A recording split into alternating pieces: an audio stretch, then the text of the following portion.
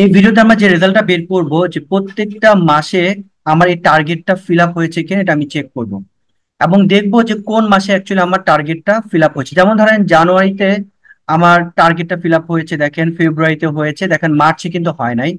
কারণ 1900 টার্গেট ছিল, 1900 উপর কিন্তু কোনো অ্যামাউন্ট নাই। এপ্রিলও হয় না, মেতেও হয় না, আবার দেখেন সরি মেতেও আছে কিন্তু আপনার জুনে কিন্তু নাই।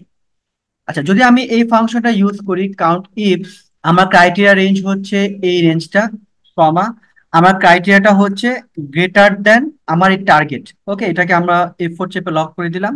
এখন যদি এন্টার দিই, দেখেন এখানে একবার আমি টার্গেট ফিল আপ করেছি।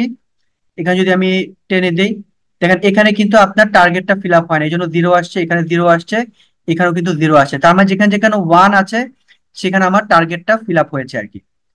শুধু এটাই না, ধরেন ফর এক্সাম্পল কোনো একটা মাসে আমার দুইজন সেলস পার্সন কিন্তু টার্গেট ফিল আপ করতে পারে। ধরেন হচ্ছে আমি এখানে যদি আবার লিখে দিই 1900, তাহলে এখানে রেজাল্ট আসবে হচ্ছে আপনার 2। তার মানে হচ্ছে জিরোর উপরে যদি নাম্বারটা হয় তার হচ্ছে সেটা হচ্ছে আমার টার্গেটটা ফিল আপ হয়েছে আর কি। তাহলে আমরা ইউজ করব প্রথম হচ্ছে ফিল্টার ফাংশন। আমি রেজাল্ট হিসেবে নিয়ে আসবো হচ্ছে মান্থের নাম, মানে দেখবো কোন কোন মাসে আমার টার্গেটটা ফিল আপ হয়েছে।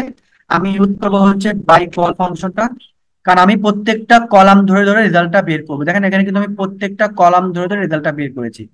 আমার অ্যারে হচ্ছে আমার এই রেঞ্জটা, কমা আমরা জানি বাই কলের সাথে আমার ল্যামডা ফাংশনটা ইউজ করতে হবে।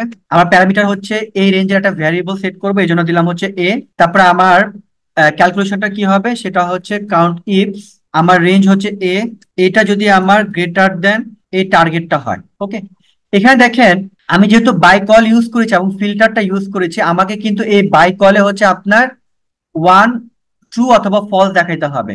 এই জন্য আমি এখানে দেখবো যেটা গ্রেটার দেন জিরো। তার মানে হচ্ছে এই কাউন্টিং ফাংশনটা যদি আমার গ্রেটার দেন জিরো, যেখানে আমি দেখিয়েছি যে গ্রেটার দেন জিরো যেগুলো সেগুলো হচ্ছে আমার টার্গেটটা ফিল আপ হয়েছে। এখন আমি ব্র্যাকেট ক্লোজ করে দিই, এটা দিয়ে দেখেন এখানে আমার জানুয়ারি ফেব্রুয়ারি মে চলে আসছে।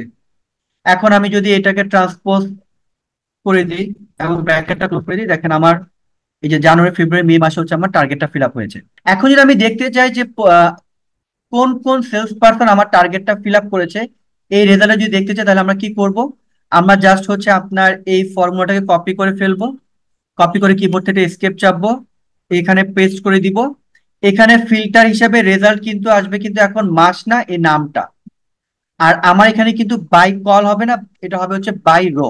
কারণ আমি এখন প্রত্যেকটা রো লেভেলে দেখবো যে আমার কে কে টার্গেট ফিল আপ করেছে। এখন যদি এন্টার দিয়ে দিই, এ দেখেন আলম, সোহা এবং এলিজা হচ্ছে আমার টার্গেটটা ফিল আপ করেছে।